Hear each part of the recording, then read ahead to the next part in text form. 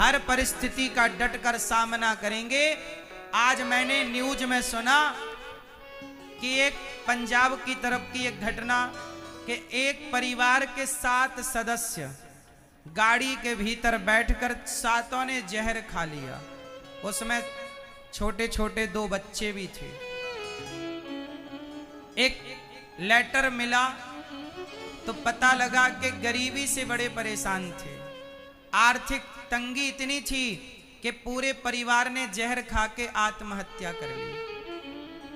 वो चलो माँ बाप आर्थिक तंगी से मजबूर थे, माना कि, पर उन छोटे छोटे 2 बच्चों का क्या कसूर था?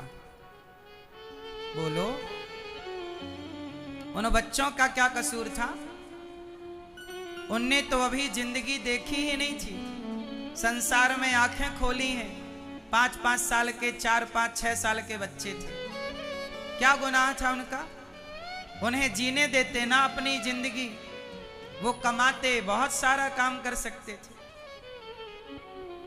स्थितियां सबकी बनती और बिगड़ती हैं, लेकिन उन स्थितियों में कभी इतना परेशान नहीं होना चाहिए कि आप आत्महत्या करने की सोचने लग जाएं।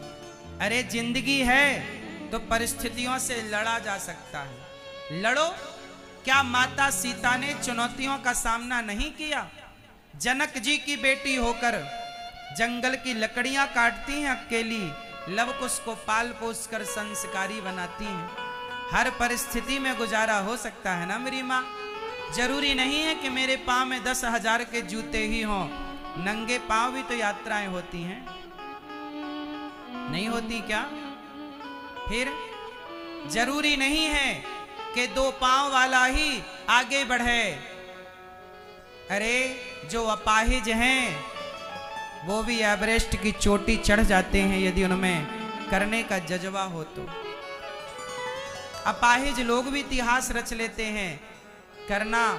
करने का जुनून होना चाहिए। इसलिए ईश्वर कुछ भी दें, सुख दें, दुख दें, हानि दें, लाभ दें, हर हाल में तेरे फूलों से भी प्यार। तो आप मुझे पक्का वादा करो कि हर परिस्थिति में डटकर परिस्थितियों का सामना करेंगे, कभी पराजय नहीं मानेंगे, परास्त नहीं होंगे। परिस्थितियों से लड़ो, परिस्थितियों से लड़ो, आगे बढ़ो।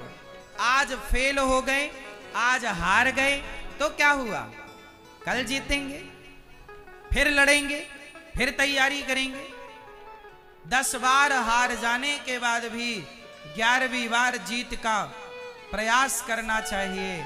और जो आगे बढ़ने का प्रयास करता है, एक दिन वो जीतता जरूर है, वो कामयाब जरूर होता है।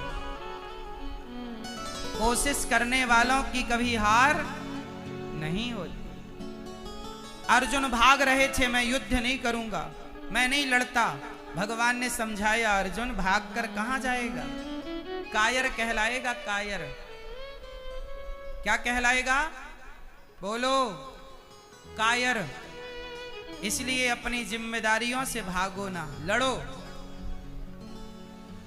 एक छोटा उदाहरण देता हूं। हमारे काश्मीरी पंडित कश्मीर से खदेड़े गए थे। बोलो हाँ। सारे काश्मीरी पंडित भाग गए। मैं सवाल करता हूं उन काश्मीरी पंडितों से, मैं सवाल करता हूं बिहार के आप सभी भक्तों से कि यदि आप लोगों को खदेड़ा जाएगा तो क्या आप लोग भी भाग जाओगे? बोलो। काश्मीरी पंडितों से एक सवाल है कि जब तुम्हें खदेड़ा गया तुम भाग क्यों गए? अरे भागने में जितनी एनर्जी लगी उतनी एनर्जी लड़ने में लगाते, कम से कम लड़ते तो सही। वो तुम्हें मार रहे थे, तुम भी तो मारते। भाग कर पाओगे क्या? जाओगे कहां? इसलिए अनिरुद्धाचार्य का कहना है कि कभी भागो मत। मैं लड़ने वाला व्यक्ति हूं, लड़कर मर जाना श्रेष्ठ है, रण छोड़ के भागना सही नहीं है। मरेंगे और क्या होगा? लड़ाई में तो मरना ही पड़ता। हर चुनौतियों का सामना करना सीखिए, हर परिस्थितियों को हराना सीखिए, अपने को इतना मजबूत बनाइए कि कोई भी परिस्थिति आपका बाल भी बांका ना कर सके। हर परिस्थिति में आपको लड़ना आना चाहिए। क्यों जी, बात सही है कि गलत है? कभी आत्महत्या नहीं करनी चाहिए, कभी रोना नहीं चाहिए। रोना है केवल भगवान के आगे। हे नाथ, कब दर्शन दोगे? भगवान के लिए रोइए। परिस्थितियां कभी आपको परेशान करें तो फिर भी रोइए मत, पत्थर दिल बनिए, मजबूत बनिए। भरोसा भगवान पर रखिए कि ये ईश्वर का विधान है। मैं जीत गया। अर्जुन महाभारत जीत गए। किसकी मर्जी है? जोर से, जोर से, भगवान की। और अर्जुन एक युद्ध हार गए। महाभारत जीतने वाले अर्जुन जंगल के भीलों से हार गए थे। पुरुष बली नहीं होत है, समय होत बलवान, भीलन गोपी लूट लई।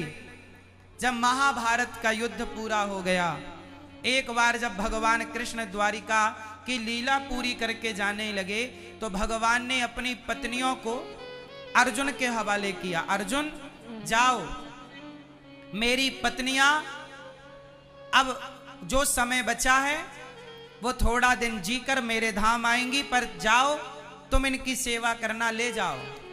अर्जुन जो गांडीवधारी हैं, जब वो कुछ स्त्रियों को लेकर द्वारिका से हस्तिनापुर आने लगे तो रास्ते में जंगल के कोल भील मिल गए और जंगल के भीलों से अर्जुन का हो गया युद्ध और जंगल के भीलों से अर्जुन हार गए। किससे हार गए? बोलो मेरी मां। जंगल के भीलों से महाभारत जीतने वाले अर्जुन हार गए भीलों से। क्यों? क्योंकि वो जीत भी कृष्ण ने दिलाई और ये हार भी कृष्ण की दिलाई हुई है। ये समझो कि हर परिस्थिति आप कर्म कर, आप काम करो, बाकी परिणाम जो होगा, जीत हो हार हो, वो परिणाम ईश्वर की ओर से है। कर्मण्येवाधिकारस्ते मा फलेषु कदाचन। तू कर्म कर, जो फल आएगा वो फल ईश्वर दे रहे हैं। ये भाव कि ये ईश्वर का दिया प्रसाद है।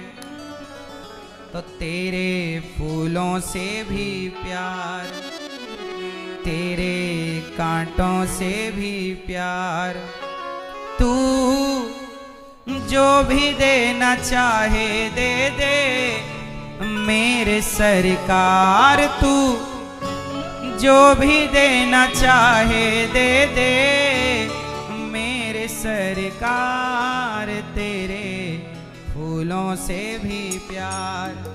तो आज से कितने लोग ईश्वर के हर विधान को स्वीकार करेंगे? ईश्वर फूल दें या कांटे दें, दोनों विधान किसके हैं? बोलो। आप कुछ नहीं कर सकते, इसलिए सहर्ष स्वीकार करो। क्या स्वीकार करना है? तेरे फूलों से भी प्यार, तेरे फूलों से भी प्यार, तेरे कांटों से भी प्यार, तेरे कांटों से भी प्यार। तू जो भी देना चाहे दे दे मेरे सरकार। तू जो भी देना चाहे दे दे मेरे सरकार। तेरे फूलों से भी प्यार, तेरे कांटों से भी प्यार, तेरे फूलों से भी प्यार, तेरे कांटों से भी प्यार। तू जो भी देना चाहे दे दे मेरे सरकार। तू जो भी देना चाहे दे दे मेरे सरकार। तेरे फूलों से भी प्यार, तेरे कांटों से भी प्यार, तेरे फूलों से भी प्यार, तेरे कांटों से भी प्यार।